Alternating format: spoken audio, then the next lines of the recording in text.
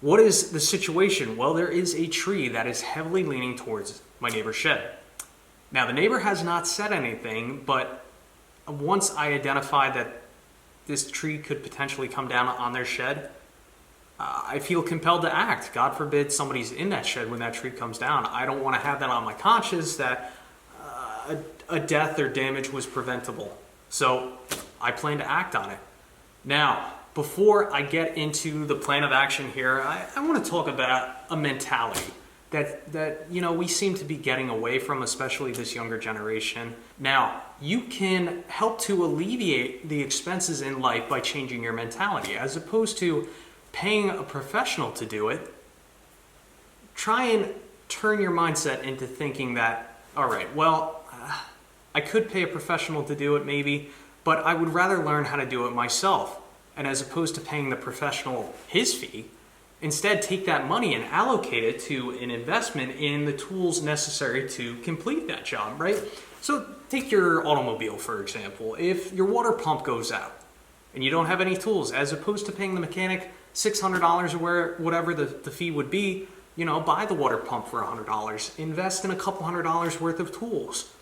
At the end of the day, you're probably going to be saving a little bit of money the first time around, but the next time something like that happens, because you already invested in those tools, you're going to have those tools hopefully for the course of your life, and it's going to allow you to repair other things in the future. And that's just a mentality that I have. I think a lot of my subscribers have that mentality, but if you have the mindset and the willpower to try and accomplish something yourself, it's worth it to invest in the tools to do that job, because then you'll find yourself having those tools and they'll be incredibly useful for the next time a situation arises. So for this job in particular, with this tree, I already have a holding rope on this tree, but I don't really have, I didn't have a rope that was A, long enough, B, strong enough to do what I needed to do. So I was able to justify spending $300 on this rope. Now this, I know, it's a lot of money to spend on a piece of rope. But again, if we're tracking back to this mentality here, how much would it cost for a tree company to come out and take down that tree? A lot of money. If I had a guess, maybe for a tree company to come out and just drop the tree, maybe $500, maybe something like that. But if I want them to come out and clean up the debris, now you're looking at probably more like $800 or $900.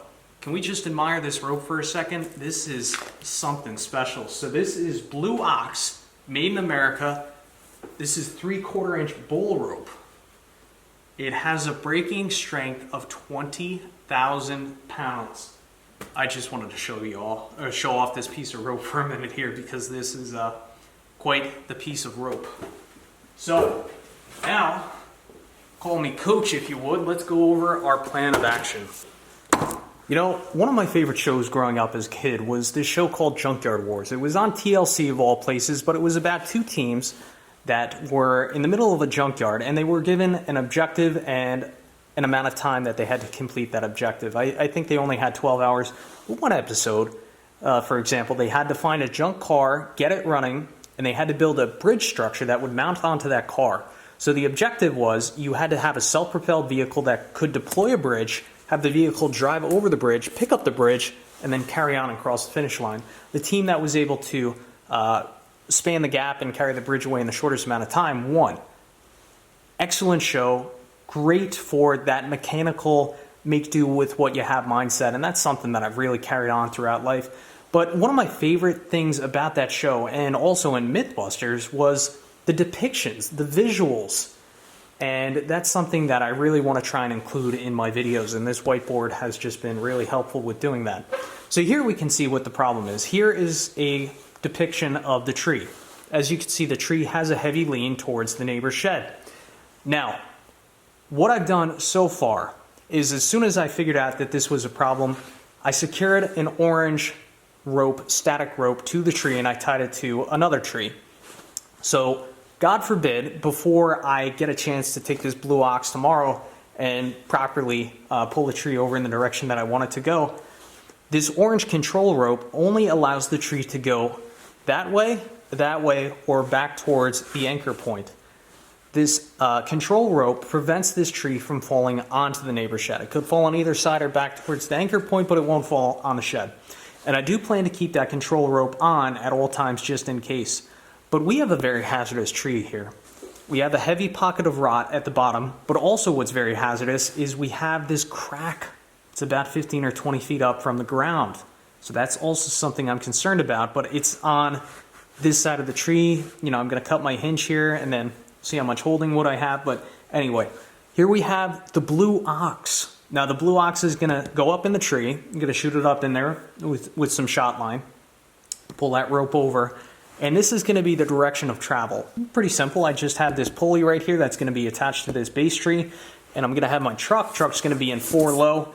And what's going to happen, make the notch cut, have somebody in the truck, start making my back cut. They'll continuously put steady pressure on this rope. I really got to be very careful, make sure I keep enough holding wood there. And then with any luck, this tree should fall right over.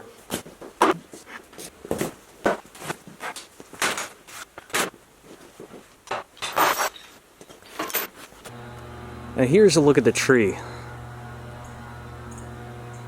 Heavy lean towards the neighbor's shed. Just analyzing this tree for a moment here. I've already probed this. I can get in there a couple inches, so we definitely have a good pocket of rot. If you take a look, you go a little bit higher up, you see that splint?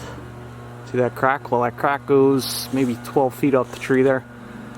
But on the back side, I believe I have good strong wood back here, which that's going to be crucial in how I handle this.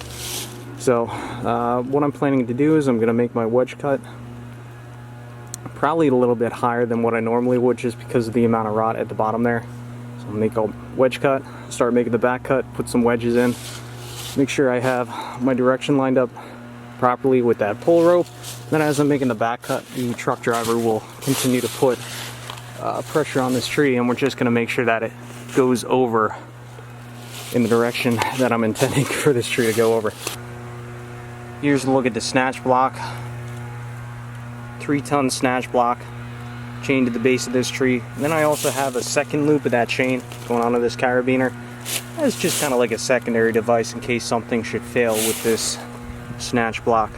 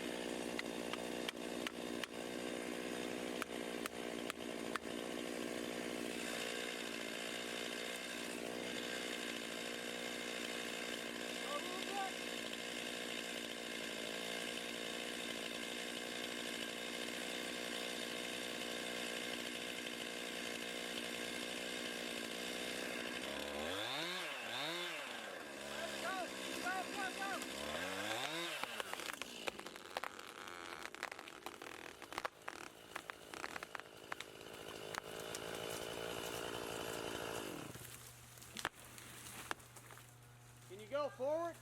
You gotta go forward more. There you go. Keep going. Keep going. Nice. There you go. Hang on.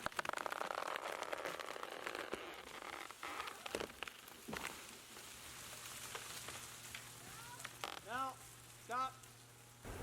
Alright, so the good news is that the shed is spared. However, the bad news is I have myself in a bit of a predicament here. So this tree's pitched at probably 45 degrees, hung up in the canopy of that oak over there. I'm kind of surprised that it didn't take down the other stem of that oak. But let's quick kind of take a look in the danger zone and see what happened here. So had perfect amount of holding wood. I'd say everything in terms of the cut could not have gone better. Only thing maybe I would have done differently is a little bit steeper of a back cut. But it looks like this is pretty much torn. All the holding wood is torn. So what I'm thinking about doing now is I think I'm going to re-rig. I think I'm going to take my bull rope, tie it on the trunk over here, set my redirectional pulley somewhere over here. We're going to try and pull the trunk this way.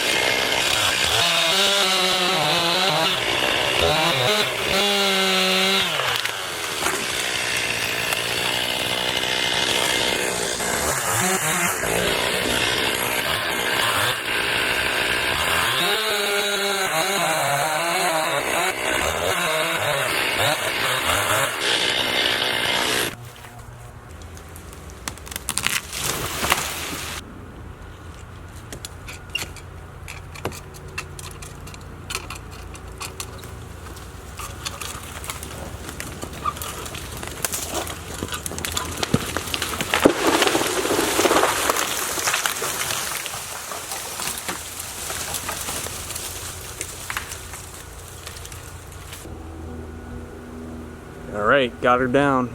Now time to cut her up. I just want to throw in some closing context here. So I didn't take any more video after this because this job took way longer than what I was expecting, and it didn't go as planned. I was expecting that tree just to fall right to the ground. I underestimated the height of that tree, and then I got caught up in that other oak, and then I had to re-rig several times to finally get it down. And as you can see from one of the last video clips here, I was pretty embarrassed by it uprooting that other maybe 5 or 6 inch sapling, which was a junk tree anyway. I don't care about it. But when I was piecing that tree out, I was looking up and I saw a lot of dead branches. And my thought was, if I continue to piece this out, there is a strong possibility of one of these branches coming down and impaling me. So the safer option was to do what I did, just re-rig, put another high line up in the canopy, and just yank the sucker down. That's exactly what I did. Again, I'm a little bit embarrassed that I uprooted that sapling a little bit, but at the end of the day, my life comes first. Anyway, thanks for watching. I will catch you on the next one.